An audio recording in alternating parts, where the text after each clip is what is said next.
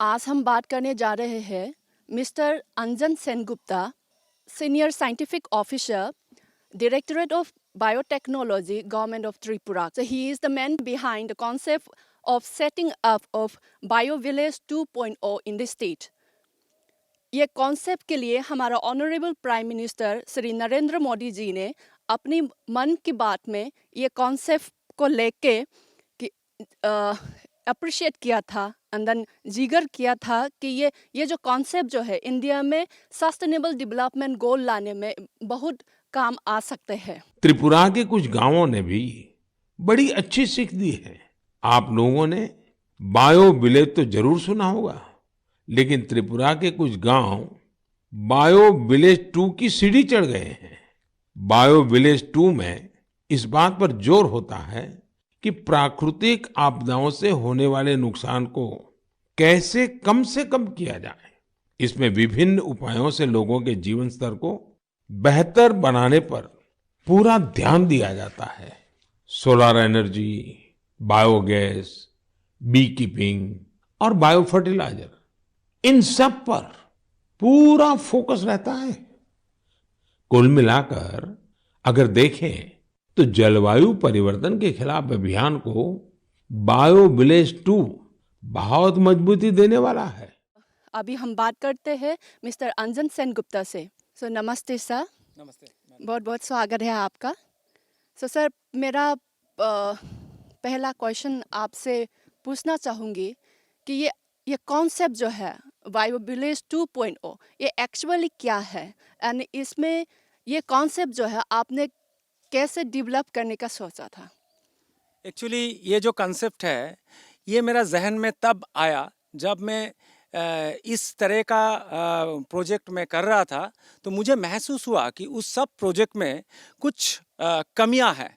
तो ये कमियां को दूर करने के लिए हमने सोचा कि क्यों ना एक संपूर्ण ऐसा प्रोजेक्ट किया जाए जिसमें जो कमियां हमने देखे तो उसको भी हम पूरा कर पाए।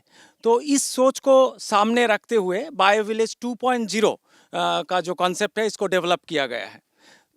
एक सेकेंड सर, तो ये आपने ऐसा प्रोजेक्ट कर रहा था, माने कौन सा प्रोजेक्ट? तो आप मीन कर रहे हैं ये bio village type of project का। तो इस bio village project and then bio village 2.0 में क्या क्या डिफरेंसेस है? अच्छा, हम जो प्रोजेक्ट तब कर रहे थे वो ऑर्गेनिक फार्मिंग रिलेटेड था और एक ही साथ में कुछ पॉलिनेशंस का रिलेटेड कुछ प्रोजेक्ट कर रहे थे। तो ऐसे में जो बायो विलेज का कंसेप्ट है ये हमारा देश में काफ़ी पुराना है और इस कंसेप्ट में क्या किया जाता है कि जैविक कृषि का ऊपर जोर दिया जाता है, जिसमें कि एक गाँव में जो भी बायो विलेज होता है उसमें जैव कृषि किया जाता है, ऑर्गेनिक फार्मिंग किया जाता है।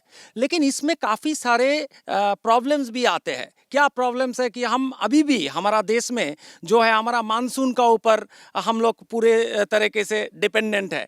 तो हमने एक ऑर्गेनिक विलेज बनाया, इसका सब कुछ ठीक तरह से किया, इसका बाद कुछ भी नेचुरल डिजास्टर जैसे हुआ तो उसमें इसका बर्बादी हो सकता है। तो इसको मद्देनजर रखते हुए दिस बायो विलेज 2.0 को डेवलप किया गया। इसमें ऑर्गेनिक फार्मिंग एक मुद्दा है, लेकिन इसका साथ में काफ़ी सारे और मुद्दे हैं जो कि एक एंटरप्राइज का फेलियर होने का बाद भी दूसरा एंटरप्राइज इन लोगों को सपोर्ट दे सकता है। जैसे कि जो फार्मर्स या विलेजर्स है उनको क्या लगेगा कि एक एंटरप्राइज का अगर उसमें फेलियर बना तो बाकी एंटरप्राइज से वो इनकम कर सकता है।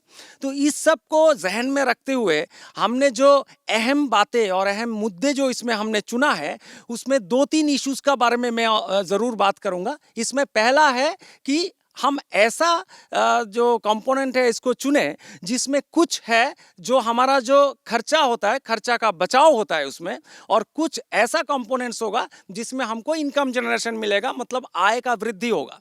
तो इसको मतलब जहन में रखते हुए ये कंपोनेंट्स को चुना गया है। तो सर, ये प्रोजेक्ट में ये क्या क्या कंपोनेंट्स है, ये कंपोनेंट्स के बारे में भी थोड़ा इलाबोरेटली आप हमें बताइए।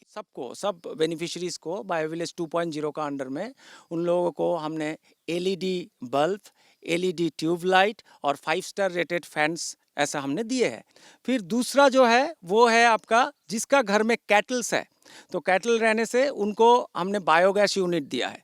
फिर तीसरा जो कंपोनेंट है वो है जो अभी खेती बाड़ी में इंटरेस्टेड है उन लोगों को हमने क्या किया, बायो फर्टिलाइज़र, बायो पेस्टिसाइड और बाकी जो एग्रीकल्चर का इनपुट्स है वो हमने दिया है जो ऑर्गेनिक इन नेचर है, जो कि हमारा बायो विलेज जो ट्रेडिशनल है उसका वन ऑफ द और द मेन कंपोनेंट्स है।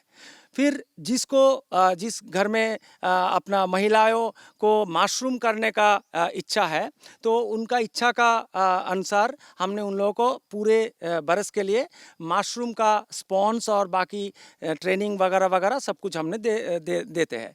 इसका बाद जिसका पास जो पानी है मतलब वाटर बॉडीज़ है उनको क्या करते हैं, fish fingerling generally IMP Indian major carp और इसका साथ रेशन और जो मेडिसिन ये सब हम दिलाते हैं। फिर दूसरा कंपोनेंट है एनिमल रिसोर्स कंपोनेंट। इस एनिमल रिसोर्स कंपोनेंट का दो भाग है। एक में है हम लोग डाकरी या चिक्स, लेयर चिक्स, और डाकरी में जो हंस का बच्चा जो देता है वो खाकी कैम्बेल का होता है, तो ये दिया जाता है, साथ में राशन भी दिया जाता है और मेडिसिन भी दिया जाता है। और फिर और एक कंपोनेंट है आइदर पिगरी और गोटरी। तो गोटरी में हम लोग जो ब्लैक बंगाल ब्रीड है वो देते हैं और पिगरी में लार्ज हैम्पशायर जैसा अच्छा ब्रीड है, इसको दिया जाते हैं। फिर ये कंपोनेंट का बाद एक कंपोनेंट जो हमने सोशल कंपोनेंट का बाद फिर एक बार मैं दोहरा रहा हूँ, वो है आपका बी कीपिंग।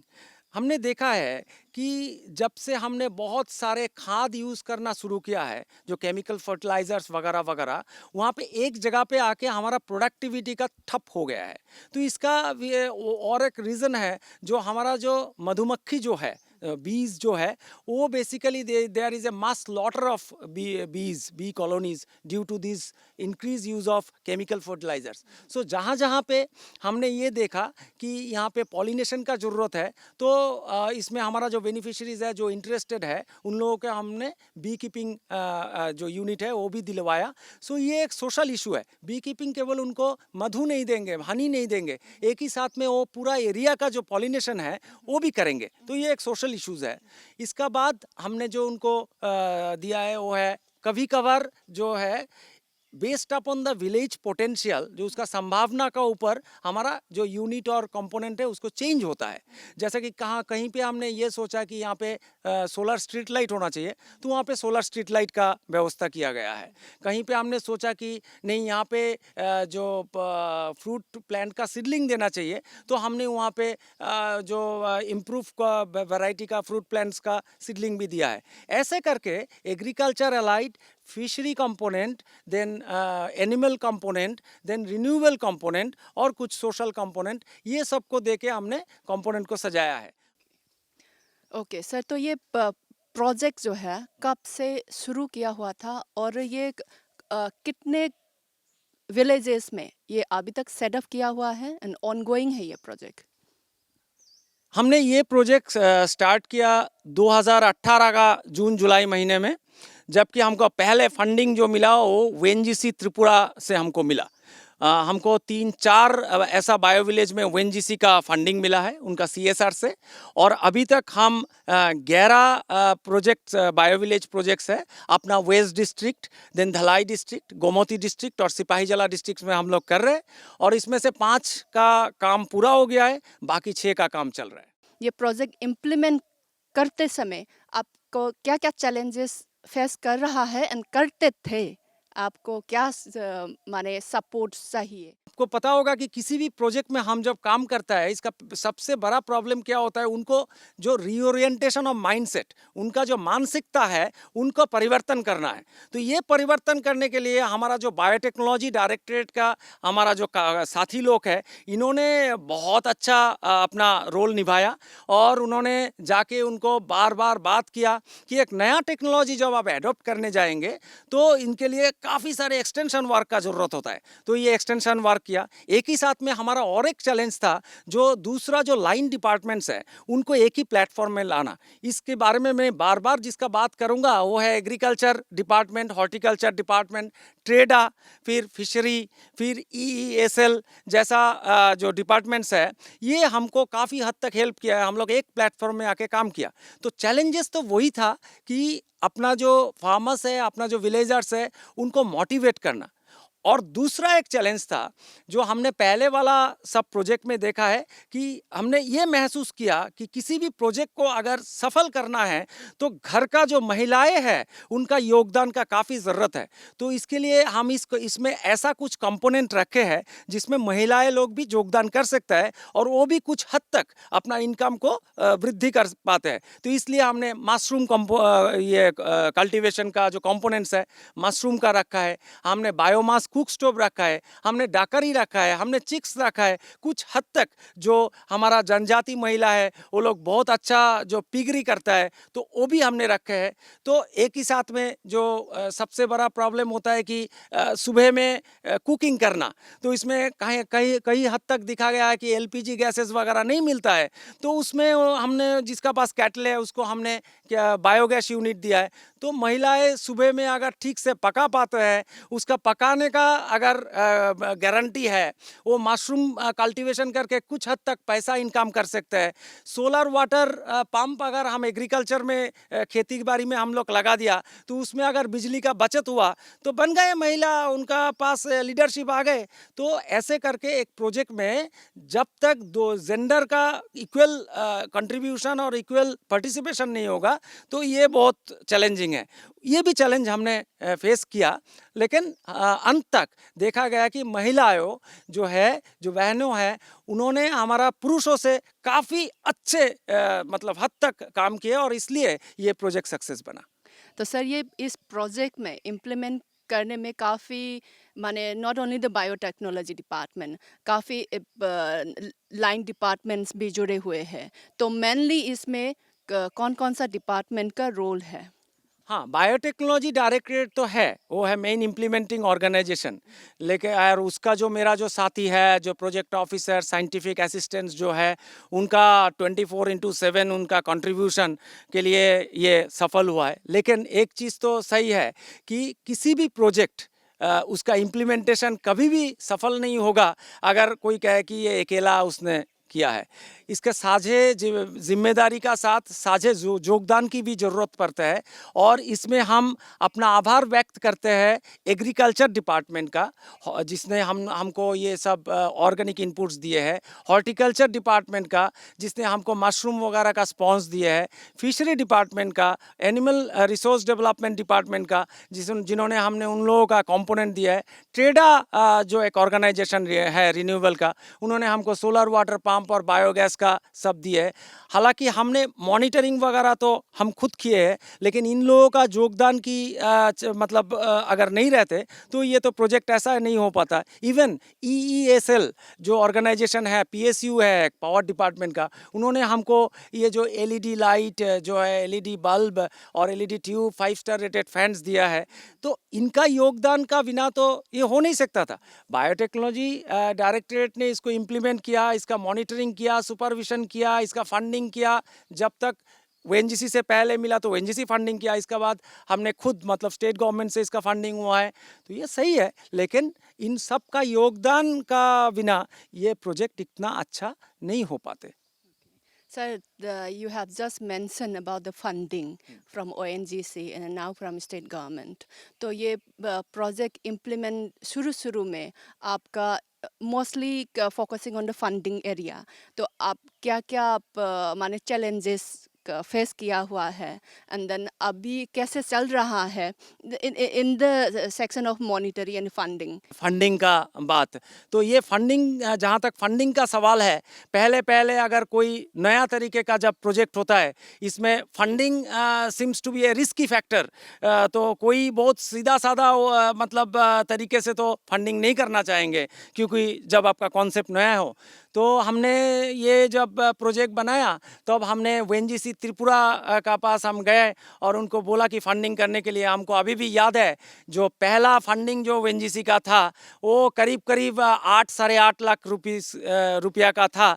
और इसमें हमने पहला बायो विलेज किया। इसका बाद इसमें काफ़ी मॉडिफिकेशन लाए हैं हमने। इसका बाद इसको काफ़ी चेंजेस किए, धीरे धीरे इसको हमने एनरिच किया, इसका मतलब वैल्यू एडिशन किया। और आज का बायो विलेज 2.0 जो है वो पहला बायो विलेज 2.0 से काफ़ी अलग है, जो उसका प्रिंसिपल तो एक है।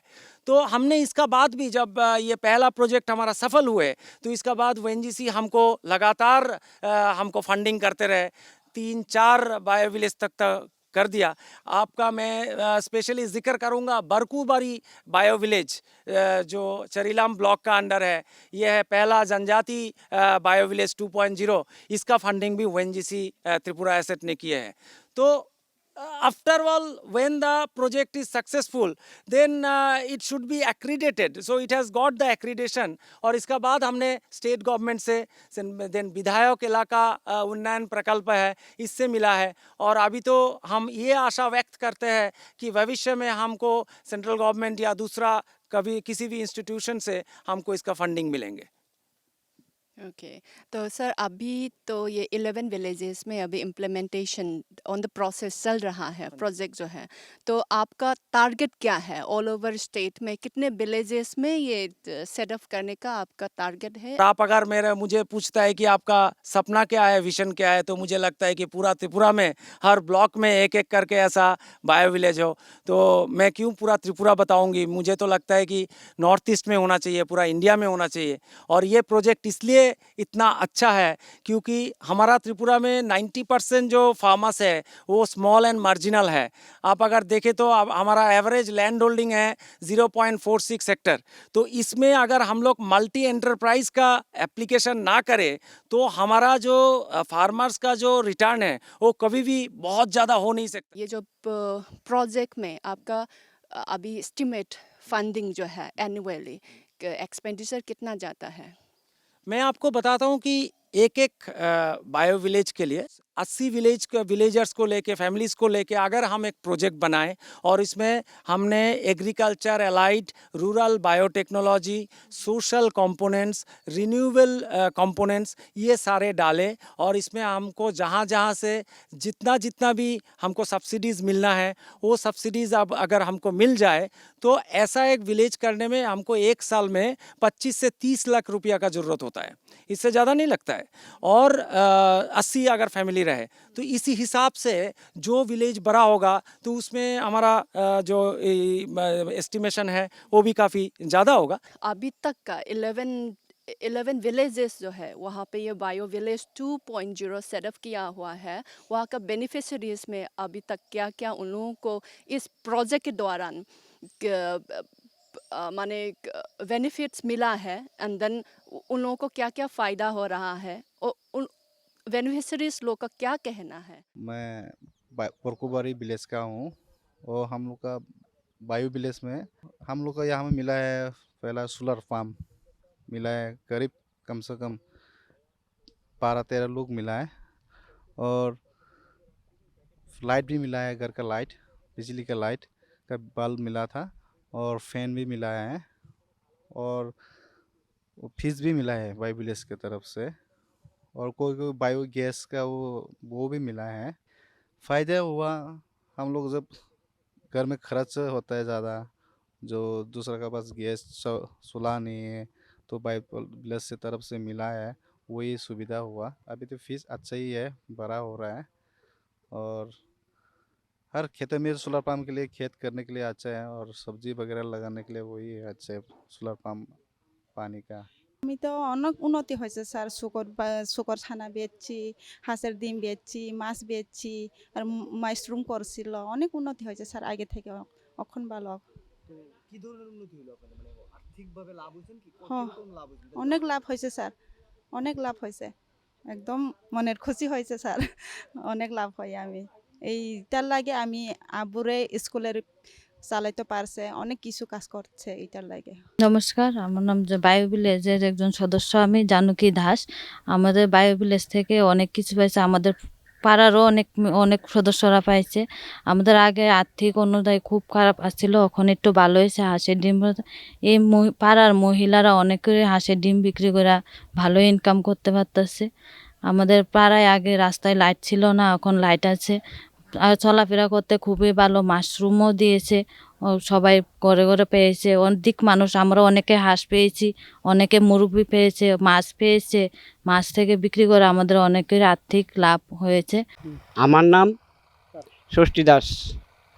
আমি বায়ো ভিলেজের অনেক কিছু পাইছি, পাওয়াতে লাউটাও লাগাইছি, জৈব সার দিছে তারা, দেওয়ার পরে আমি উপকৃত হয়েছি। আমরা বলবো বায়ো ভিলেজ থেকে আমি যেমন সোলার পাম্প পাইছি, আমি নিজে পুষ্করি করতে পারি, পাতা কৃষি করতে পারি। আবার আপনার পাড়ার মহিলারা হাঁস মুরগ বিভিন্ন জিনিস পাইছে, মাশরুম পাইছে, তার ডিম বিক্রি করতে পারতেছে। খুবই মানে সুবিধা হয়েছে। আমরা এর আগে কোনো কিছুই ছিল না, যেমন এই যে রাস্তার সোলার লাইট পাইছে, মানে বিভিন্নখানে লাইট বহন হয়েছে, খুব সুযোগ সুবিধা হয়েছে। নমস্কার, আমার নাম শিমল দাস। আমি বায়োটেকনোলজি দপ্তর থেকে যে আমাদের এই পাড়া সুবিধা পেয়েছে, 64 ফ্যামিলি এ পাড়াতে সুবিধা পেয়েছে। হ্যাঁ, 64 ফ্যামিলিতে আমরা অনেক উপকৃত হয়েছে। যেমন প্রথমত পেয়েছে এই electric light, electric light, solar pump, এরপর মাশরুম, মুরগির বাচ্চা, হাঁসের বাচ্চা, তারপরে পেয়েছে এই কীটনাশক ওষুধ, এরপরে স্প্রে মেশিন। এসব পেয়ে এই এলাকার মানুষ খুব উপকৃত হয়েছে। আজকে থেকে প্রায় 2 বছর আগে মানুষের কাজের কোনো সন্ধান ছিল না। মাশরুম করে মানুষ অনেকটা বেনিফিশিয়ারি, অনেক কিছু বিক্রি করে এটি লাভবিত হয়েছে। মাছের পোনা পেয়ে পুকুরে চাষ করে মাছ বড় করে তারা বিক্রি করে সংসার নির্বাহ করছে। খুব উপকৃত হচ্ছে এই এলাকার মানুষ। তাই রাজ্য সরকারকে আমি অনেক অনেক ধন্যবাদ জানাই যে এরকম একটা প্রজেক্ট তৈরি করার জন্য আমাদের দাসপাড়া বায়ো ভিলেজের মানুষ খুব উপকৃত হয়েছে। আজকে থেকে 2 বছর ধরে মানুষ এটি নির্বাহ করে তাদের জীবনযাপন সুন্দরভাবে চালাচ্ছে। सुअर मिला, पिग और हांस, बल्ब, फैन और सोलार, सब कुछ मिला। इसमें क्या फायदा हुआ आपको? वो सोलार मिलने से पहले तो खेत नहीं कर सकते थे, बारिश नहीं होने से। आज बारिश नहीं होने से भी खेत कर सकते हैं। पहले बारिश नहीं होने से तो खेत नहीं कर सकते ना, अभी बारिश नहीं होने से भी कर सकते हैं। पहले एक बार भी बारिश नहीं होने से तो नहीं कर सकते, अभी 2 बार कर सकते हैं।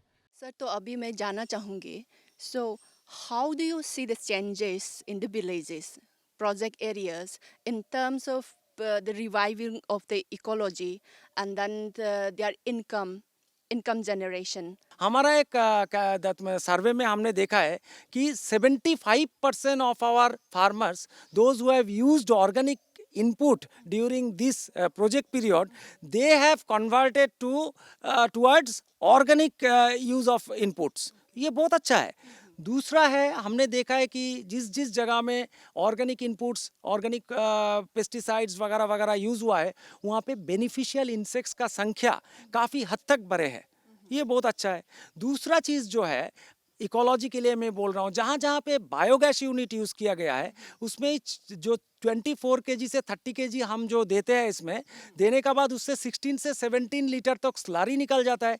ये स्लरी बहुत अच्छा कंपोस्ट का काम करता है। तो ये भी अपना जो सॉइल स्टेटस है उसका इम्प्रूवमेंट होता है। और एक ही साथ में हमने देखा है कि ज़्यादा से ज़्यादा जो organic inputs, organic pesticide use करने की वजह से जो बेनिफिशियल इंसेक्ट्स है, इसका संख्या काफ़ी हद तक बढ़े है। ये है इकोलॉजी का बात। और जो इकोनॉमी का मैं बोल रहा हूँ, इकोनॉमी का सबसे बड़ा चीज़ है, मैं अगर एक एक करके बताऊँ कि कोई अगर एनर्जी सेविंग इलेक्ट्रिकल गैजेट्स, जैसा कि आप बोलते हैं कि हम बोलते हैं कि LED bulb, LED fan, LED tubelight और 5 स्टार रेटेड फ़ैन यूज़ करने से हमने जो एनालिसिस किया, इसमें देखा कि हर महीने उनको 60 रुपीज़ का बचत होता है। अगर उन्होंने बायोगैस यूनिट यूज़ किया तो हमने जो देखा है कि 4 आदमियों का अगर फैमिली होता है तो उनको करीब से करीब क्या लगता है, उनको करीब जैसे कि 50 घंटा का जो एलपीजी गैस का बचत होता है। इससे हमने देखा 600 से 700 रुपया उनको वापस मतलब सेविंग्स होता है। हमने अगर उनका खेती बाड़ी अगर थोड़ा बड़ा हो, 4 एकड़ से 5 एकड़ है, तो उसको हमने 1 HP 2 HP का सोलर वाटर पंप दिया, तो उसमें देखा कि इलेक्ट्रिक का जो बिल है उसमें 1000 से 1500 रुपया का कम आता है। तो ये बचत हुआ। और जो bio that means mass cook stove है वो अगर यूज़ करें तो लकड़ी का जो यूज़ है ये मतलब 50 से 60% कम हो जाता है, तो इसमें भी उसका बचत होता है। तो ये अगर बचत को हमने एक साथ में जोड़े और जो इनकम जनरेशन है, जैसे कि अगर किसी को हमने डकरी दिया तो 6 महीना बाद से उनको मतलब अंडे मिलना शुरू कर देंगे। तो अगर 20 से 25 अगर हमने डकरी दिया है तो हम देखेंगे कि उनका 6 महीने का बाद से ये डकरी से कम हर महीने 800 से 1000 रुपया इनकम आएंगे। मशरूम अगर वो मतलब ये करे तो मशरूम में हमने देखा है कि इनको 800 से 1000 रुपया हर महीने आता है मशरूम का कंपोनेंट से। फिर आप पिगरी का मैं बता देता हूँ, बरकुर बारी में हमारा काफ़ी सारे महिला जो बेनिफिशरी है वो हमको दिखा रहा था कि एक हैम्पशायर से 8 से 10 बच्चे हुए पिगलेट्स, तो एक बच्चे ये लोग 6000 7000 से बिक्री करता है। तो ऐसा अगर होता है तो 1 साल का बाद में उनको 40 से 45 हजार रुपया वापस मिलता है। सेम है आपका अगर गोटरी यूज़ करें तो।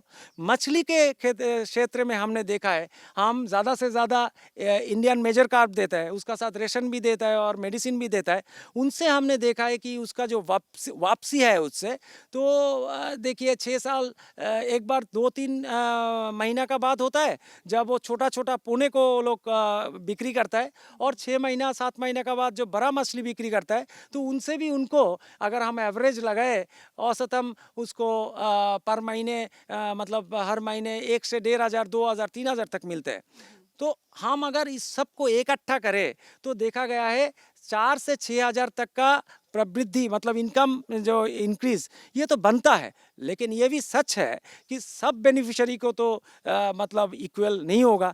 कोई बेनिफिशियरी है जो सक्सेसफुल होता है, कोई बेनिफिशियरी है जो इतना हद तक नहीं हो सकता है। तो जो नहीं हो सकता उसका थोड़ा कम होगा। लेकिन हमने देखा है एक प्रोजेक्ट का जो सफल है वो निर्भर करता है अगर ज़्यादा से ज़्यादा बेनिफिशरीज को, ज़्यादा से ज़्यादा जो हमारा यूज़र्स है उसको अगर इनकम रिटर्न मिलते हैं, पैसा मिलता है, तो हम ये मतलब इसको एसेस करता है कि दिस प्रोजेक्ट इज सक्सेसफुल।